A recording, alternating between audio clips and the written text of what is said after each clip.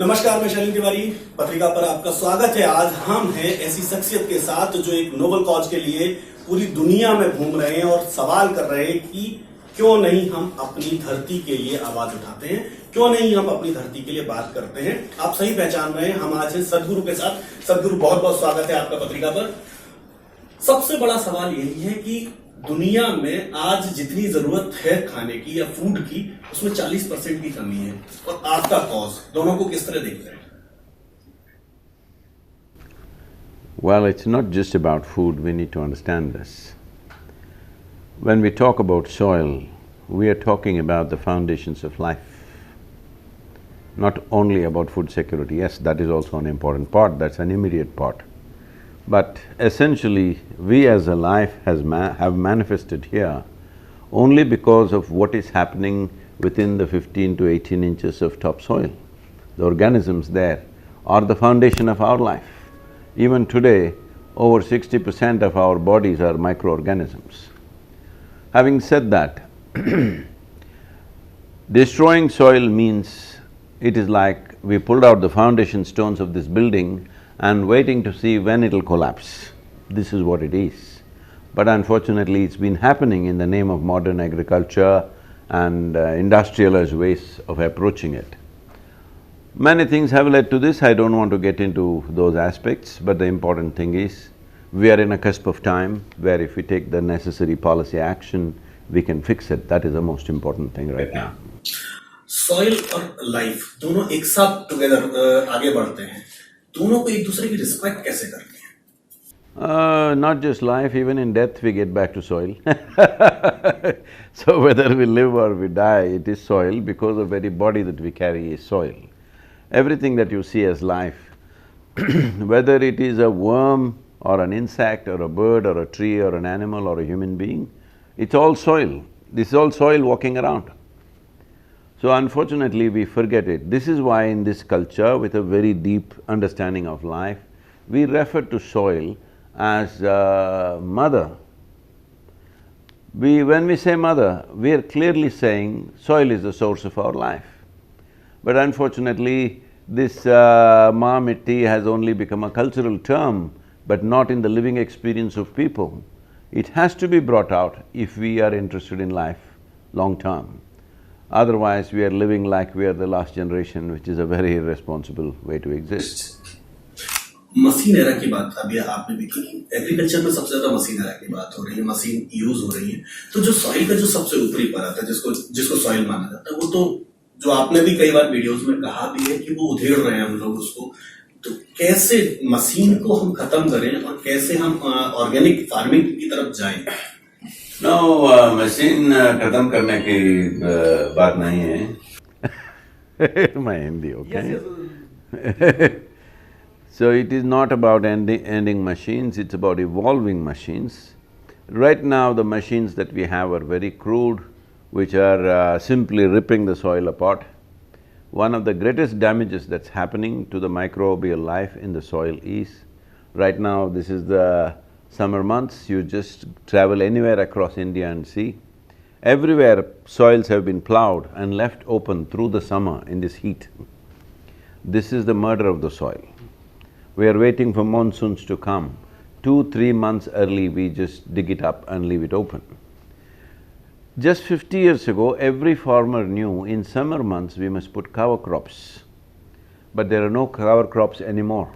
So this is one of the simplest things that the governments can do, is give necessary seed, a mixture of legumes, pulses and a variety of other seeds which will enrich the soil, and give this to the farmers as an incentive so that they'll throw cover crops. You're not going to get any crop out of it. But if you put it back in the soil, every year you will be adding at least 1.5 to 2 inches of humus back into the soil, which will mean if your soil is below 1% organic content now, if you just do cover crops, in 4 to 6 years, maximum 8 years depending upon the soil, you will have over 3% organic content. I'm saying it's that simple. If you cannot do that, then what does it mean? 47.6% of India's land is under till by small and medium farmers. Small farmer means he is below 1 hectare. Medium farmer is below 2 hectares. So these farmers if you take up, which account for over 84% of the farmers in numbers, but 47% in terms of land, this will be the easiest one to do because they will transform themselves for a small incentive. Larger farmers may need a different kind of encouragement that has to be crafted by the finance ministries of different states according to their own financial capabilities. Next thing is, they must have the carbon credit system for the farmer should be made very simple. When I say simple, see, an industry is spewing smoke from its chimney. You can catch the smoke and measure what is the pollutants, what is the carbon credit if you change this, it's very simple, or it is complex in a different way. Right now, carbon credit scheme is mainly devised for industry and businesses. We've been trying for the last 7 years to somehow get it for the farmer, it's just been pillar to post, we've not been able to do it. So one simple thing that the government has to do is make this like a thumb rule. If a farmer's land moves from 1% to 3%, he naturally gets so much carbon credit. You cannot go and measure the field, how much methane was being emitted, how much CO2 was being emitted and now it's come down. You cannot measure every field and the field is different. How it is early morning, how it is now at this time of the day, how it is at noon time, how it is in the evening, it is changing all the time according to temperature, humidity and various other aspects. So, you don't go about measuring, you just come up with a thumb rule. 3% organic content means you're sequestering so much carbon, so you get this much of carbon credit. If it's fixed like that, 4% means you get something higher, 6% means you get something higher. If this is done, this will be the second level of incentive for the farmer. Right now, the way the world is talking about carbon sequestration, it is quite a substantial incentive. The third level should be in the marketplace, it must be recognized. Now, if you are growing let's say a vegetable or a fruit, let's say this is the mango season, if you're growing mango in 1% organic content soil, what are the nutrients that a mango holds? If the same thing grows in 3% organic content, what are the micronutrients it holds? The science is already available. Because of this extra micronutrients, what are the health benefits you get? What are the preventive health benefits you get? What benefits will happen to the society in terms of healthier human beings, less stress on the healthcare system and more productive and creative human beings in a given society, all these aspects are there. So, in the marketplace it must find a higher shelf and a higher price. If my mango is coming from 6% organic content field, then it must find much higher price.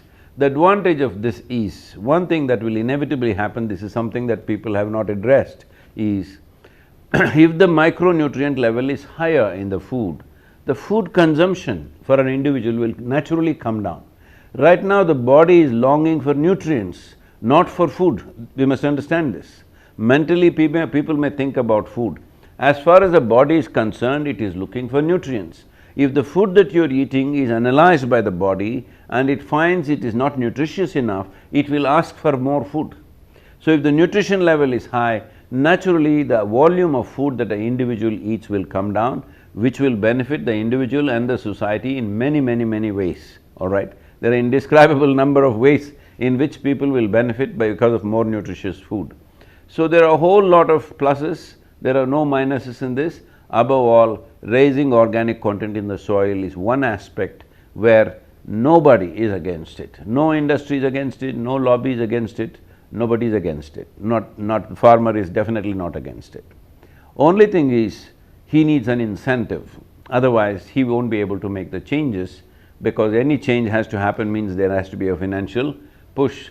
This must be understood that if we want to solve this problem, soil must be separated from other environmental concerns, because other environmental concerns involve economic issues, which will run into endless amount of debates and arguments and conferences, endless conferences will go on. But when it comes to soil organic content, there is no debate, there is no loss for anybody. So, soil must be separated and solved because other aspects are important, there are significant problems, we acknowledge that, but soil is an existential issue. It is not an environmental issue. So it must be separated and handled separately. सदगुरु एक इसके soil के साथ एक और सबसे बड़ी परेशानी जो फर्टिलाइजर को लेकर के फर्टिलाइजर का मैक्सिमम यूज जिस तरह से बढ़ा है उसको कैसे देखते हैं?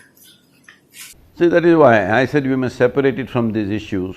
Fertilizer usage is there, pesticide usage is there. Is it all being used properly, exactly the way it should be? No, because there are many issues on the ground. Fertilizer should be used in a doctored manner.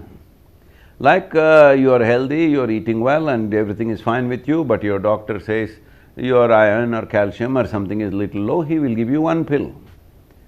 So you took this one pill and you felt wonderful the next day, so you decided you will take 300 of those pills, you don't have to eat food anymore. This is what the fertilizer usage is right now. So instead of talking about fertilizer usage, if we talk about enrichment of the soil, regeneration of the soil, as the soil organic content goes up, the need for the fertilizer will start sliding down. Fertilizer companies are already in the world trying to transform themselves into biofertilizer mode. I was talking to one of the top fertilizer companies in the world and they're saying, nobody is lifting the fertilizer stocks. We are just stuck with the inventory, it is not going anywhere. I said, if you give the necessary incentives from your government, within 3 months, we will empty the whole inventory, whatever it is. But without incentive, that change won't happen. So, fertilizer companies have to transform, this is one thing we must understand. I'm stressing on this because activists are always trying to beat the industry down. No business need to be beaten down, but businesses need to transform. To transform, you need time and incentives there also. Without incentives and without allowing time, you say overnight you change or you close down. This is not an answer, this is going to affect us more deeply than the existing problems. So it's very important that all industries, businesses need to transform. Transformation needs both incentive and time frame. आप इस समय अपनी campaign में कई देशों के राष्ट्राध्यक्षों से मिले, प्रेसिडेंट, प्राइम मिनिस्टर्स, वो लोग इन जो आपकी फाइंडिंग्स हैं उनको लेकर के कितना आगे बढ़ने की तैयारी कर रहे हैं? Right now 74 nations are on board, they've made some declarations that they will definitely go with this.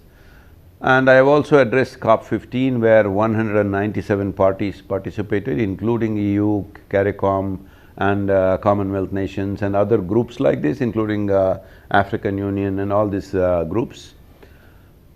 So, the significance of soil and the need to separate soil from other environmental issues has sunk in without doubt into everybody's minds. Everybody is in agreement with that. Each nation at what pace they will go is the only question. Right now, after these nearly 80+ days that I've been on the road, I'm quite certain now that anyway the world will move towards soil regeneration. Now the question is only the speed. At what speed will they move? If you move too slowly, then this generation won't benefit because time will go away. So right now our focus will be to see that the speed is reasonable, within reasonable limits, not taking 100 years to do this. It must happen in the next at least 6 to 10 years time. Sir कुछ 3-4 सवाल मेरे थोड़े से अलग हैं, इससे हल्के सवाल हैं। सबसे पहला तो ये कि इतनी एनर्जी कहाँ से है कि 30,000 किलोमीटर का रन आप एक बाइक पर कर रहे हैं और इस एज में जो मतलब हमारे रिटायरमेंट की एज है। You want me to retire? No, I am not saying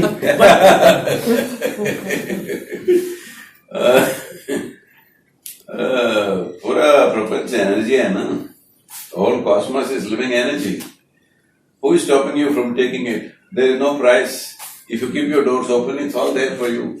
But everybody is living like a concrete block, closed within themselves. So their battery keeps going off. This is what the word yoga means. Yoga means union. You're also doing yoga as you sit here, because you're breathing. Your breathing means you're being in union with the atmosphere. You had breakfast means you are having union with the soil on the planet. Like this you are doing yoga but unconsciously.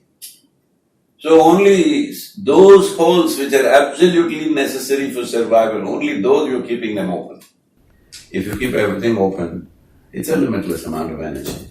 एक सबसे Covid के बाद से depression एक बड़ी समस्या पूरे देश और दुनिया में बढ़ी है, खासकर यूथ के बीच में। तो वो हर कंडीशन में कैसे एनर्जी फील करें और कैसे मोटिवेट फील करें? See, COVID, I know it has unfortunately taken over 6 million lives, and many people have gone through various aspects. But these complaints are always there. When they had to go to their school or college, they were crying about it, many of them. When you don't have to go, you will cry about it. You have to go to work, you think that is the basis of your stress. Now, no need to go to work, you think that is also a basis of stress. People at home were complaining, you are never home, where are you, where are you? Now they are always home, so they are complaining about that. So I am saying these complaints are endless. This is something that every human being should realize. What life throws at you is not always in your hands. What you make out of it is 100% yours. If you don't learn to hit every ball that comes your way the way you want, then that means you're a bad player. Last question है, सबसे बड़ी जो piece of mind की बात होती है, piece of mind आए कैसे और सबसे बड़े ऑब्स्टिकल कौन से हैं? See, we gave you a very complex… nature gave you a very complex machine, but you want to handle it in a crude way, it's not going to work. Then you should have been something else, you know, in the evolutionary scale you shouldn't have become a human being. Human being means you must learn to handle a complex machine, because complexity has possibilities. So right now what you're complaining about is peace of mind problem is just this, you're complaining, why am I a human being? If I was an earthworm, I would be peaceful and also eco-friendly, all right? You're essentially complaining about the size of your brain. So if you remove half the brain, most people will be peaceful. They better understand that. It is just that you have a complex machine, you don't pay any attention how to handle it. This whole education system, the social platforms right now, is anybody, anywhere looking at how to gain access to different faculties within us, how to manage this machine. Right now it is just this, you have a complex machine, you're trying to handle it without even reading the user's manual. If you don't read the user's manual, you will make a mess out of it. So this is why inner engineering you must do. Yeah. तो आपने सदगुरु की बात सुनी। सदगुरु कह रहे हैं कि अगर आपको अगली पीढ़ी के लिए कुछ देना है तो सबसे पहले सेफ सॉइल की तरफ आप सोचें, चर्चा करें, बात करें और पूरा देश और पूरी दुनिया इस मुद्दे पर बहस जरूर करे, क्योंकि हमें जो मिला है पिछली पीढ़ी से उसे अगली पीढ़ी तक एक बेहतर तरीके से सौंप करके जाना है, और यही हमारी कोशिश है। तो सेफ सॉइल के इस मिशन के साथ आप भी जुड़िए सदगुरु के साथ। सदगुरु आप हमारे साथ जुड़े, इसके लिए बहुत बहुत धन्यवाद। नमस्कार। धन्यवाद।